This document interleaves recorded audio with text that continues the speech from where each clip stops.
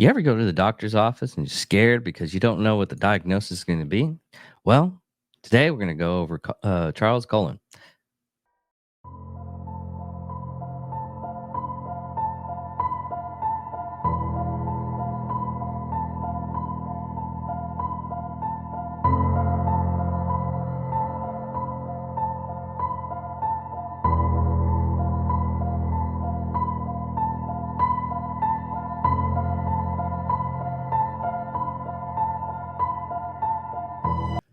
We here at Angry Me Production want to thank our sponsor, Mobile Notary Mindy.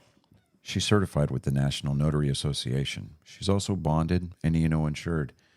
She offers a wide range of services including wills, powers of attorney, medical documents, healthcare proxies, living wills, certification of trust, assignment of personal property, HIPAA waivers, advanced healthcare directives, and 99 verification.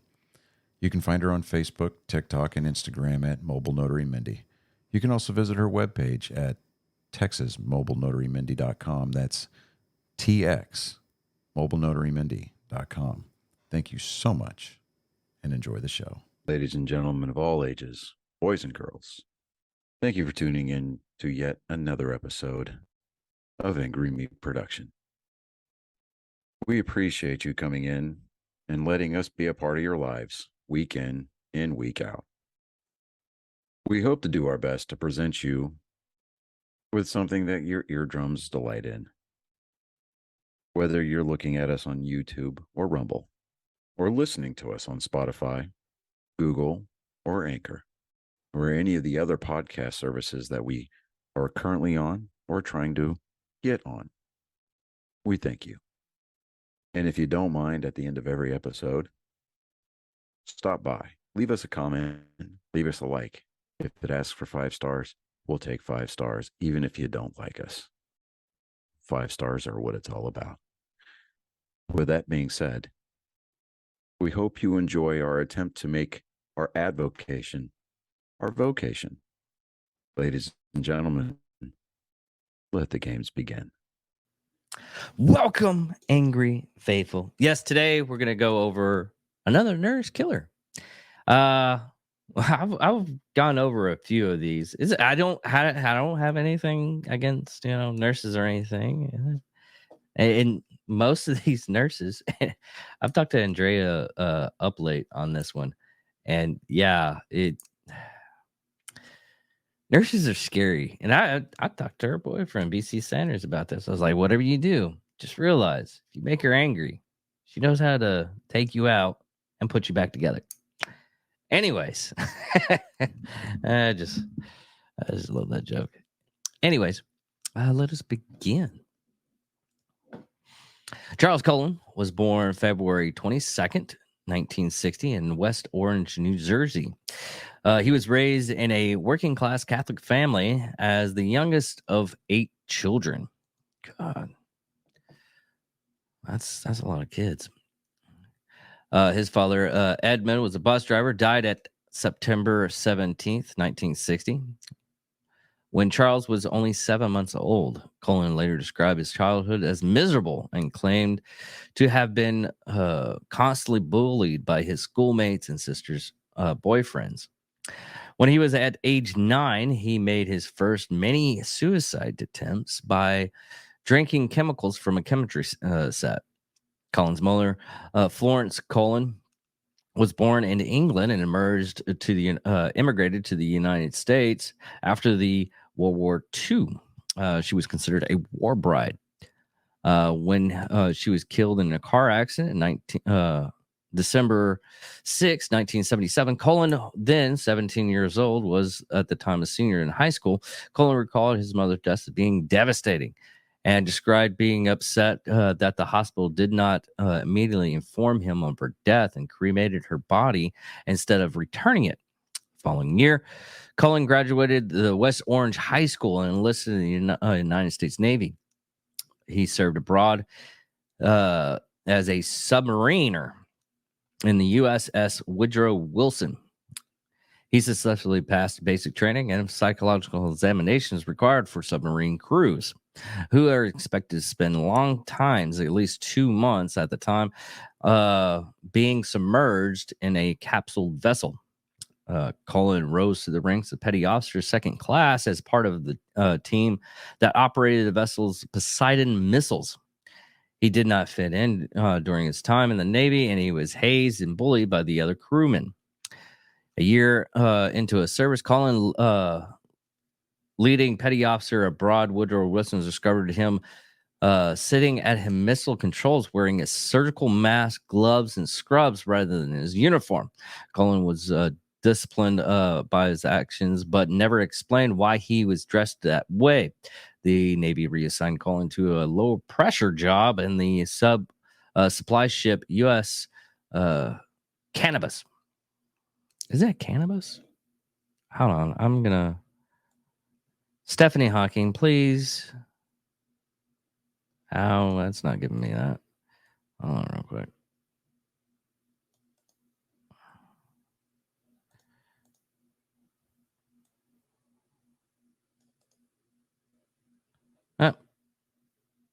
Guess it's cannabis. He attempted suicide and was committed to the Naval Psychiatric Ward several times over the subsequently few years. Cullen received a medical discharge from the Navy in 1984 for his undisclosed reasons, which is probably just his mental health, depression, and the suicide stuff. Shortly after his discharge, Cullen enrolled in Mountainside Hospital nursing school in Montclair, New Jersey. Elected president of his nursing class, he graduated in 1986 and started working at a burn unit at St. Barbosa Medical Center in Livingston, New Jersey. Meanwhile, Cullen met and married Ann Burm. In 1987, their daughter, the first of two girls who was born later, however, Cullen's wife became increasingly disturbed at his unusual behavior and abuse of the family dog. In 1993, she filed a restraining order against him based on her fears that he might endanger her or her two children, and she claimed that Cullen had spiked people's drink with lighter fluid, burning his daughter's books, and left his daughter with a babysitter for a week. Cullen denied these claims, saying that his wife was astringent. And nevertheless, she continued to insist that Cullen was mentally ill. Well, good on instincts, ma'am. The first murders, which Cullen later confessed, occurred in St. Barbosa on June 11th, 1988. He administered a lethal dose of intravenous medication to a patient. Cullen eventually admitted to the killings of several other patients at St. Barbara's, including an AIDS patient who died after Cullen gave him an overdose of insulin. Yes, you can overdose on insulin. Cullen left St. Barbosa in January 1992 when the hospital authorities began investigating contaminated IV bags. The investigation later determined that Cullen was most likely been responsible, resulting in a dozen patients' deaths at the hospital. After a month of leaving St. Barbosa, Cullen took a job at Warren Hospital in Pittsburgh, New Jersey. I didn't know Pittsburgh had a New Jersey had a Pittsburgh. That's kind of interesting because there's a Dallas. There's a Dallas in Georgia, small town, but anyways, I digress. Where he murdered three elderly women with the overdose of heart medication, digoxin. His first victim said that a sneaky male nurse had injected her while she was sleeping. However, family members and health care providers at the hospital dismissed her comment as unfounded. If you did a little... I understand when I say this, that a little bit of investigation. I'm curious at heart. I when I was working corrections, if I saw a little blood, I would track the blood, like a bloodhound. And a lot of times I couldn't find it, and I talked to my supervisor at the time about it, and I was like, "Hey, I followed it to this," and I checked the guy, and he wasn't cut or anything. But it's just take a little bit of steps sometimes. Some people don't want to be bothered with that. Anyways, the following year, Cullen moved into a basement apartment in Pittsburgh. After continuing his door from after his divorce from his wife, Cullen later claimed that he had wanted to quit nursing in 1993, but the court ordered child support payments, forced him to continue working. In March 1993, Cullen broke into his co-worker's home while she was her and her son was asleep, but left without waking them. He began stalking the woman, who filed a police report against him. Cullen subsequently pleaded guilty to trespassing and receiving 1 year of probation. The day after his arrest, he made another suicide attempt.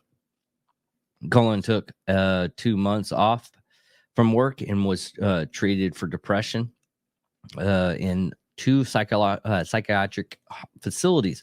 However, his attempted to suicide twice more by the end of that year.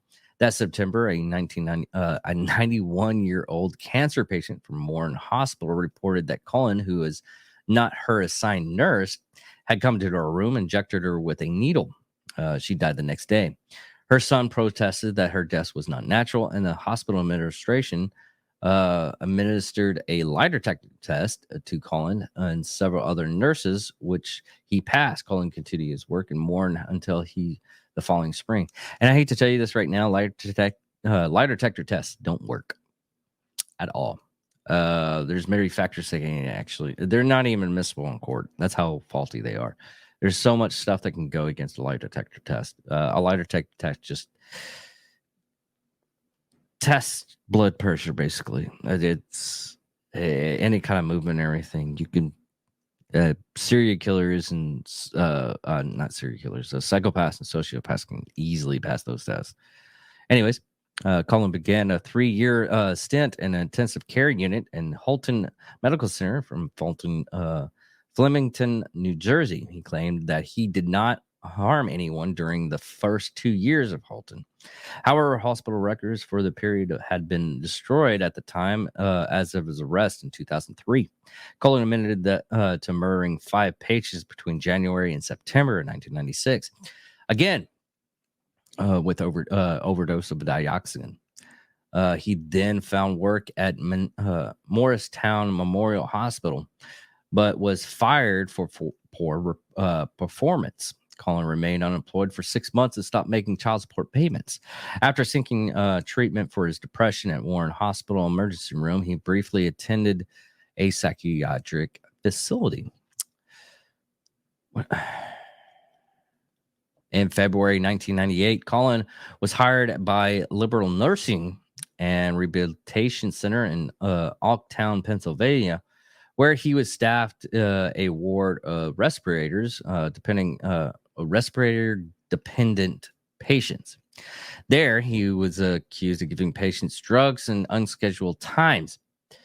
He was fired after being seen entering a patient's room with a syringe in his hand, an encounter that left the patient with a broken arm.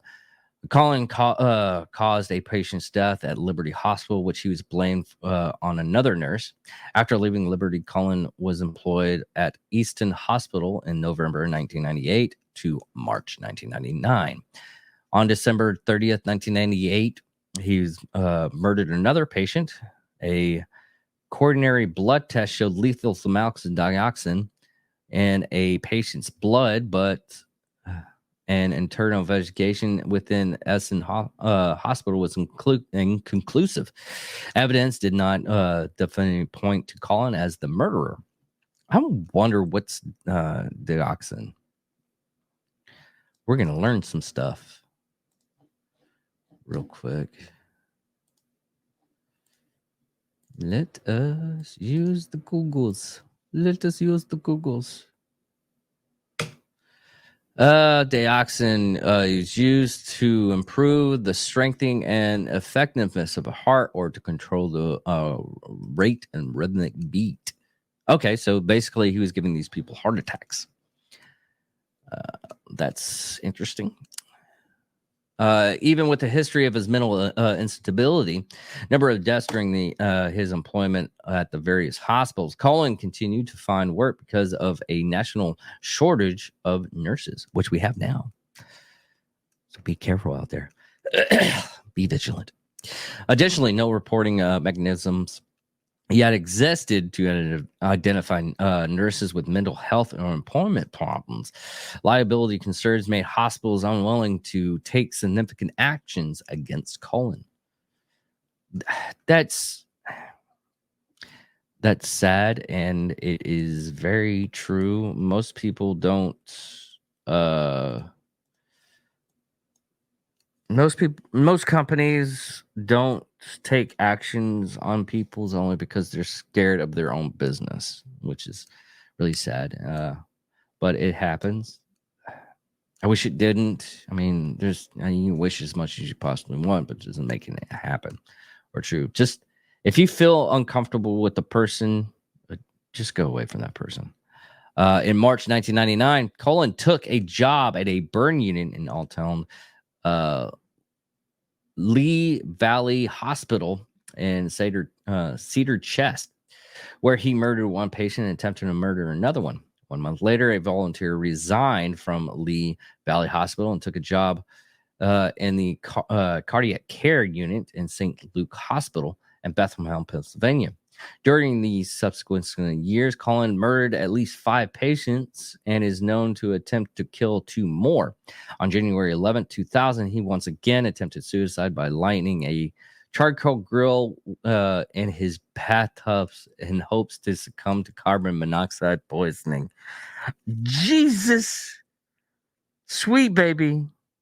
Jesus. Lighting a charcoal grill. Oh. Okay. That is just hilarious. His neighbors smelled smoke and called the fire department and police. Cullen was taken to the hospital and psychiatric facility, but returned home the following day. Man, at least okay. My deal with suicide: don't do it because you don't know. You don't understand your future. Wait it out. I mean, there's some people that are living with pains and stuff like that. This guy, on their hand, should have succeeded in his attempt at age 9.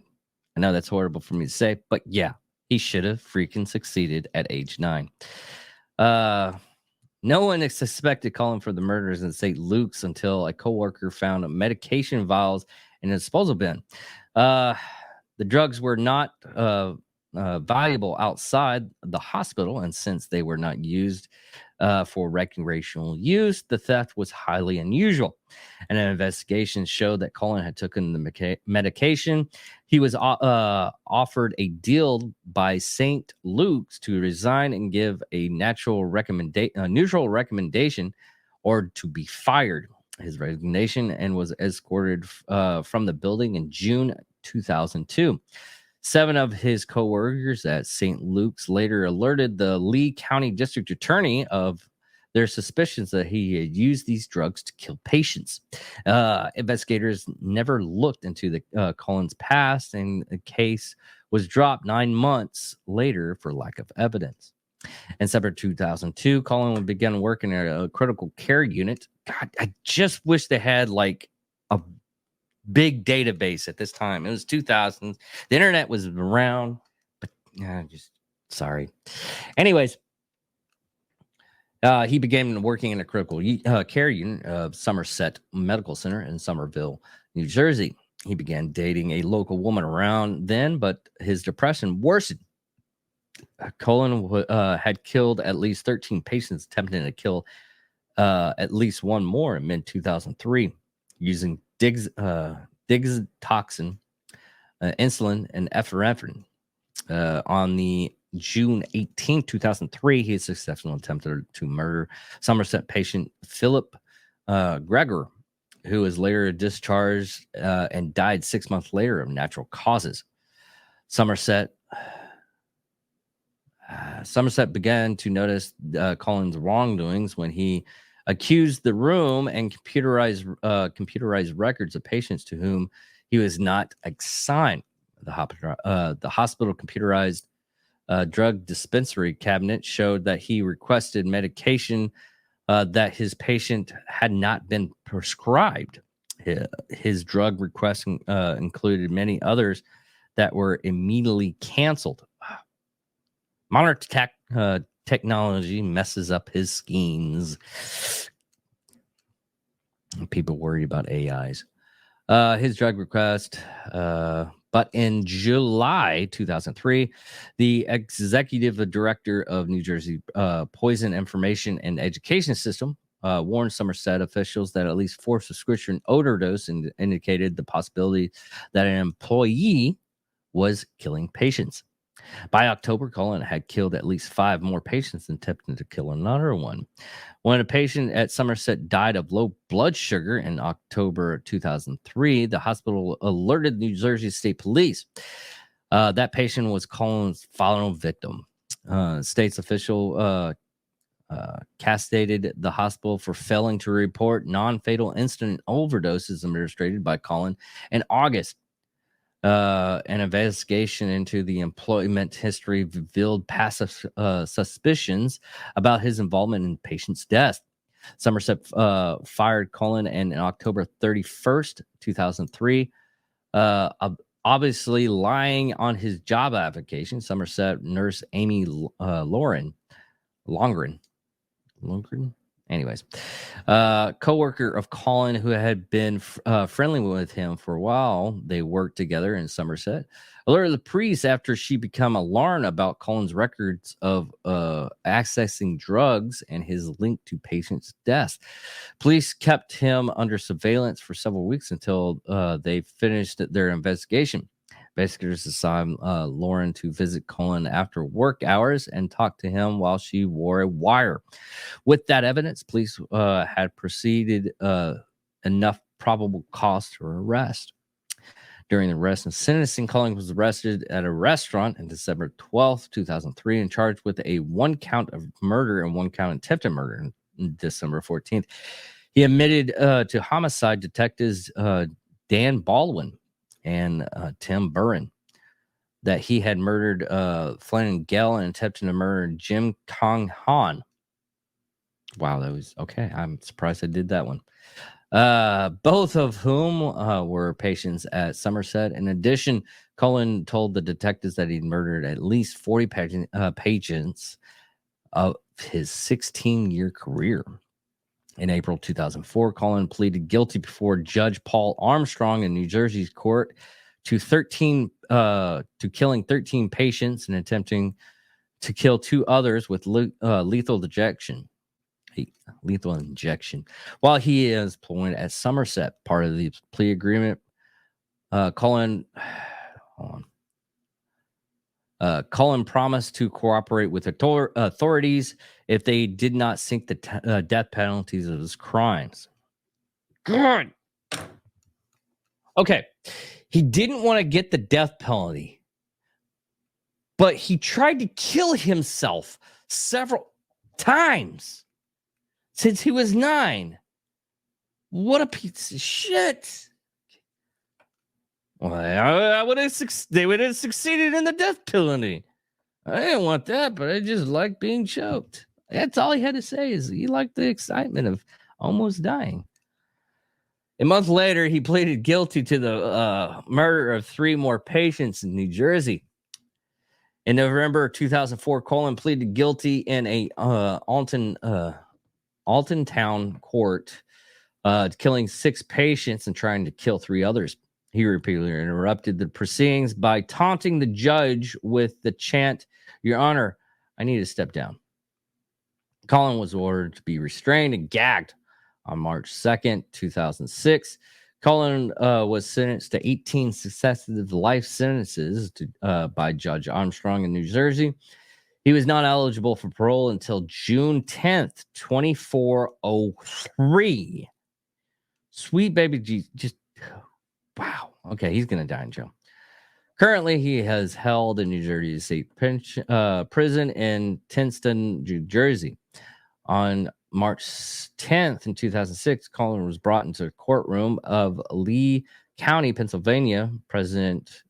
Presiding judge William H. Pratt for the sentencing hearing. Cullen's upset with the judge, kept repeating, "Your Honor, you need to step down," for 30 minutes until Platt had Cullen gagged with a cloth and duct tape.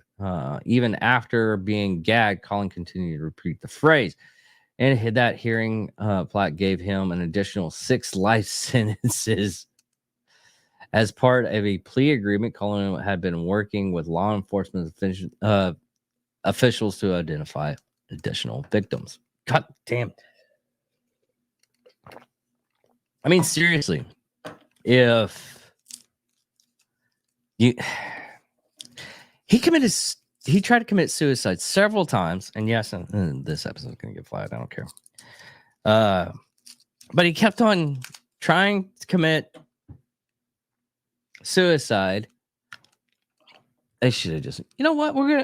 You got all the victims? Okay, awesome. Well, we're gonna kill you.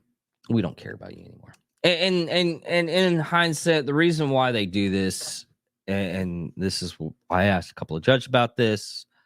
The reason why they do this is if they say they have more victims, they want the it's basically a family thing. They want to give the family reassurance of the person's death, that more or less give the family justice.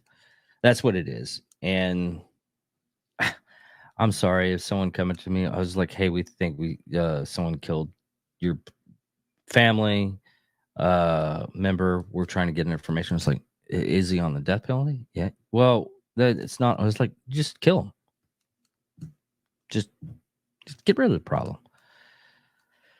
I know that there's certain circumstances of the legal systems and everything that I do not like, but I understand. I go in, try to figure out why they do this stuff. But anyways, but his motives for this, Cullen stated that he had overdosed patients to spare them from being going into cardiac arrest or respiratory arrest by giving them a cardiac arrest. Okay, yeah, all right. He told detectives that he could not bear to witness or to hear about attempts about saving a victim's life. Basically, he wanted to be death. Cullen also stated that he had given patients overdose that so that he could end their suffering and prevent the hospital personnel from dehumanizing them, humanitizing them, basically treat them like trash. However, not all the victims were terminal patients. Some, like Gail, had been expected to recover before Cullen killed them. The nurse, Lee Tester, described many of the victims as people on the mend in a police interview. Apparently, Cullen was a horrible nurse and couldn't see that, or he's just an asshole. Anyways, investigators stated that Cullen may have been caused patients to suffer, but did not realize it, which contracted his claims of wanting to save patients. Similarly, Cullen told investigators that although he often observed patients suffering for several days, the decision to commit each murder was performed on impulse. Cullen told detectives on December 2003 that he lived most of his life in a fog and that he blocked out memories of murdering most of his victims. He said that he could not recall many he killed or why he had chosen them. In some cases, Cullen admittedly denied committing any murders at a given facility. However, after reviewing medical records, he admitted that he'd been involved in patients' death. Now, there is legal impact of this. Cullen moved from facility to facilities undetected, mainly because of the lack of requirements to report suspicious behaviors by medical workers and consequently legal obligations on employers. New Jersey and Pennsylvania, like most other states, required healthcare facilities to report suspicious deaths only in the most egregious case.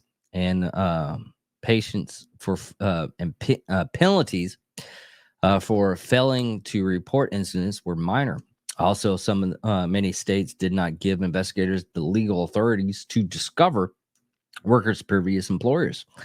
Employers feared investigation incidents or given a bad employment reference for fear of such action triggered lawsuits. According to detectives and Cullen's himself, several hospitals suspected him of harming or killing patients but failed to appropriate legal actions. After Cullen's criminal convictions, many of the hospitals that he had worked were sued by families of his victims. The files of these settlements against New Jersey hospitals, and which all of which were settled out of court and were sealed. In some cases, individual workers took it upon themselves to try to prevent Cullen from being hired or to have him terminated. Some of them contacted nearby hospitals in secret and quietly spoke to their superiors to alert them not to hire Cullen. When Cullen took a job at Sacred Heart Hospital in Allentown in June 2001, a nurse who had heard rumors about him at Easton Hospital advised her coworkers. The nurses threatened to quit EMS if Cullen was not immediately dismissed, which he was promptly by the Cullen case. Pennsylvania, New Jersey, and 35 other states adopted new laws which encouraged employers to give honest appraisals of workers' job performance and provide legal protection for reporting medical errors. New Jersey laws, in particular, formed a model for other states to follow. Firstly, the 2004 Patient Safety Act increased hospitals' responsibility for reporting serious preventable adverse events. In 2005, Enhancement Act, a supplement to the Patient Safety Act, required hospitals to report certain details on their employees to New Jersey Division of Consumer Affairs and mandated that compliance and disciplinary records rely to patients' care to keep for at least 7 years. 7 years. Now, saying that and finishing this up, yeah, God, wow. Now this is my opinion time, and sometimes I give my opinion while I'm doing the podcast or doing these little episodes. And yes, this, I mean, the lighting a charcoal grill in a bathtub so you could suffocate. These are, and I'm gonna link the suicide hotline on this, but please, if you have a problem and you feel depressed and everything, please seek help. That's what I'm saying on this one. Please seek help. Me personally, my mom did commit suicide. She was on oxys, and they took her off. She had back problems, all kinds of stuff went with it, and she was already depressed. She had made what I found out later after her passing was she attempted to commit suicide a couple of times in her lifetime, and my father finally told me fully. Was I upset with him a little bit? Yes, I was upset with him. It happens. But please seek help. You don't know what kind of happiness you bring to other people until you pass. And well, you won't even know after that. I bet there's people out there that consider you a great person if you actually listen to them. I'm saying that, but this guy should have done it. This guy should have hands down done it. Yeah, we're gonna laugh about that one, but he should have fucking killed himself at age 9. I mean, honestly, and all of his attempts. Now there's two like suicide type people. There's one person that really has to have help with their depression, and to go forth after that. Now, there's other people that use suicide as a attention grabber. and they just basically want attention, and they attempt and they attempt, and one day their attempts are done. They go a little bit too far and they actually die. And there are people like that. I've known people like that, and my God, I hate those people, because I've dealt with people that really need a handout. They really need your hands out there, and giving them encouragement and lifting them up. There are other people out there that just they use it as an excuse. They basically go out and they just wanted attention. But anyways, keep it safe out there. Like I said, if you're in one of those places that you need someone to talk to and everything, come to me. I don't care. Try to leave a comment on YouTube if you can. Hopefully I see it. Give me 48 hours, because the comment stuff on YouTube, I guess the only real explanation I can get on this is it takes it a while to run through to give me a notification on YouTube. But we have Facebook, Instagram, TikTok, Rumble. I don't know how Rumble works with that stuff. I really don't pay attention to that one, so don't go to there. But Instagram, Rumble, email. I get the emails really fast. I get the stuff. Instagram's not that really reliable for me. But Facebook Messenger, email. Like I said, if you need someone to talk to and everything like that, man, I'll send you a link for stream volume. Won't go on air or anything like that. We'll just have a good chat. I've spent 5-6 hours chatting with people because they just needed to be talked to, and it helps them out, and I'm glad to do that. It's a little bit of extra stuff I can do with this stuff. Love you guys. Take care.